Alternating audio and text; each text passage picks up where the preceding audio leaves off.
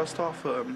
We dominated the press. We put the manager's game plan into action, and it was the final pass wasn't quite there. But in the second half, I feel like we can continue that. But was happy to obviously get a goal and get the big 3 points. It was a tough game for us.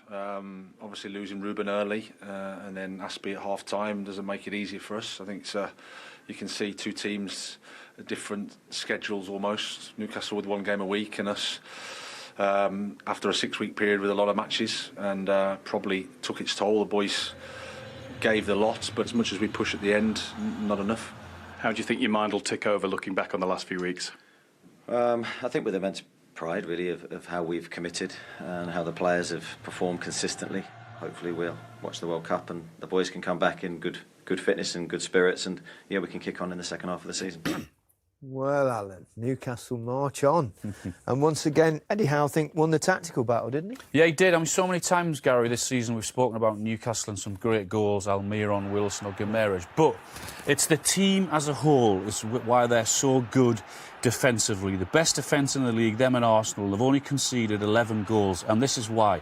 Because they're so organised and there's an understanding as a team of each other's jobs, when and how to go as a team, when to press, when to sit off, and their reaction when they lose the ball. Trippier loses the ball there. He didn't do that on many occasions, but he did there. But just watch his reaction to get back. Then they lose the ball again on the edge of the box through Guimaraes. Not many times he did there. But when they get through the back four, they've got a wonderful keeper to get past, and they couldn't. And that was their best opportunity, really, maybe the only opportunity. Great defending again, and who's there to clear it up? That guy, Trippier. But just watch the situation here. You've 1v1 with the back four, but just watch Willett come inside, and he just cuts the pass off to into Gallagher there. Then the two in the midfield and Joe Linton. He then cuts that pass off into the back four. Problem away. I mean, what a job that this guy is doing at Newcastle. Great times. They go into the break in 3rd position, and yeah, another really impressive performance. Who's going to win the league then, Alan? Not forgotten. Not Newcastle. They're doing brilliant. But what a job he's doing. Newcastle are doing brilliant. Okay. Say it again, Ian. Say it again. Newcastle are doing Chelsea, brilliant. I would think unlikely. That's 3 on the bounce they've lost now. Ian, they're struggling. What's gone wrong? Well, I think that, you know, when you look at the Chelsea fans and the Chelsea my Chelsea mates, their main worry is the continuous changing of the formation. I think 17 goals in 14 games is not good from 5 without a win. No team in the top half have scored fewer. Only 7 touches in the box today. But what I would say is that they need to give him time. You know, you look at They've had a few injuries. Yeah, Klopp had time. We're seeing what Arteta's doing with time. So, you know, hopefully he will get that time, Graham Potter. OK. Arteta's getting time. It's time to move on. The final... Well, we've put ourselves in a very good position to hopefully kick on when the Premier League resumes. But everyone's asked, you know, has the break come at a bad time? It probably has for us. We'd love the games to continue, but it is what it is. We'll look forward to the second half of the season. Tremendous first part of the season. How much more is there to come? Well, I think there's more. I think there's more from the team. I think there's more from the individuals within the team. We've still got some very good players to come back into the squad who haven't been available to us. So exciting times ahead, hopefully, but nothing's guaranteed in football, and that's why we've got to make sure the work we do in this period is important. We need to do more, I think, to come away and say that we deserved anything. I think it was quite a tight game. Not so many chances, 2 teams going at it. And like I said, Newcastle, credit to them, they're in a good moment. Eddie's done brilliant there.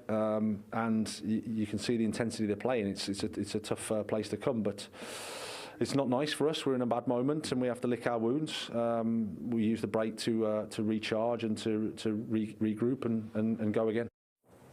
Worst possible note, really, for Graham Potter to sign off for the World Cup break. 4 defeats on the spin in all competitions. What about Newcastle, though? Have a look at this turnaround.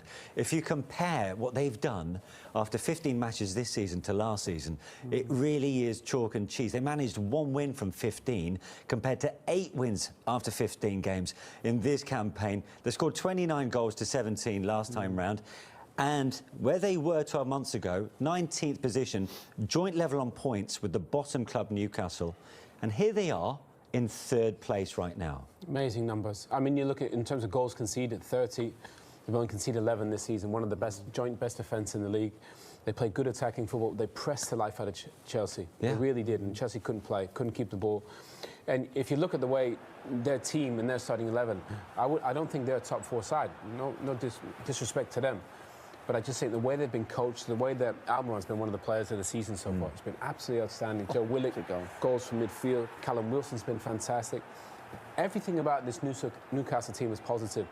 The stadium is one of the best in the division. I'm happy for these fans. They've got something to cheer.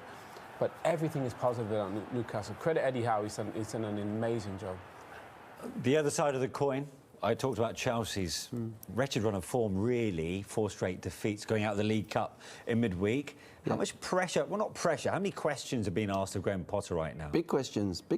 And I think, you know, as I said before, this break has come at the right time for Chelsea. If they're playing next week, it'll be a difficult game, whoever they're going to play. I think sometimes you can lose football matches and create a lot of chances and think, well, this is going to turn for us. It's not been like that. Their lack of form is they've been deserved to get beat. They've not been playing well enough. There's a bit of a doubt, I feel. Look at that team now. There's a doubt. They're doubting themselves a little bit, and there's a big job on there for Graham Potter now and his staff and the players when they get back after the World Cup. Collectively, they've got a lot of work to do. If not, they're going to be floating in that mid-table area, which is a massive shock to us all in football, really. So important 6 weeks ahead then for Chelsea's Graham Potter.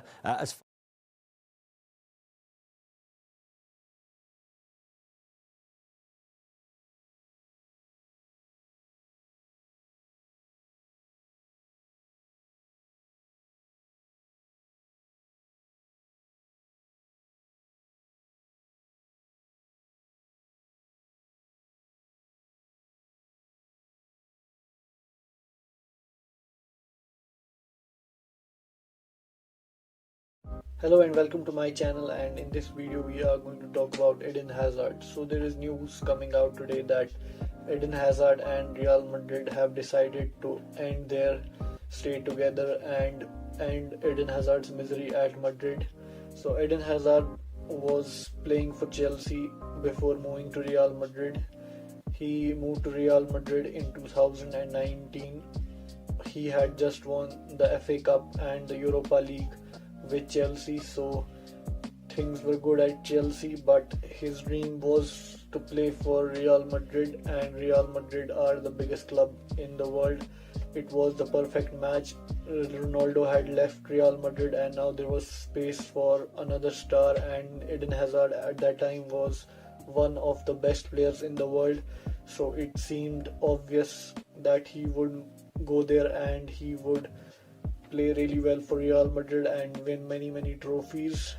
But the story was completely different. At that time it was reported that Real Madrid had paid Chelsea 100 million for a player who had just 1 year left on his contract, but no one questioned that because at the time Eden Hazard was deserving of that kind of money. But later reports came out that that fee would rise to around 150 to 160 million. So it definitely was one of the most expensive transfers in the world.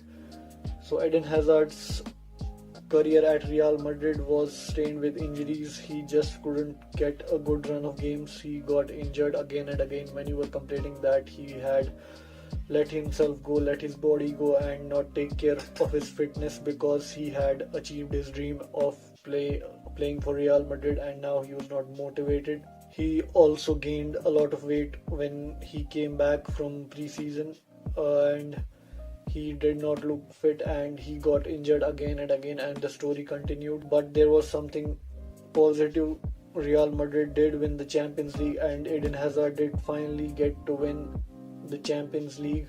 Even though he did not play a lot in that campaign, he still got the medal and it was a sort of a happy ending for him. And the start of this season, it looked like he might get some game time. He was playing as a backup striker to Benzema, but his form has not been good enough, so they have decided to just let him go, and their partnership together will end probably very soon, and clubs like Aston Villa are interested in signing him, and he might be coming back to the Premier League, so it would be a good thing for him, but he just has to stay fit. If he can't stay fit, it won't be any different at Aston Villa too. He would have a miserable time at there too, so he needs to take care of his fitness.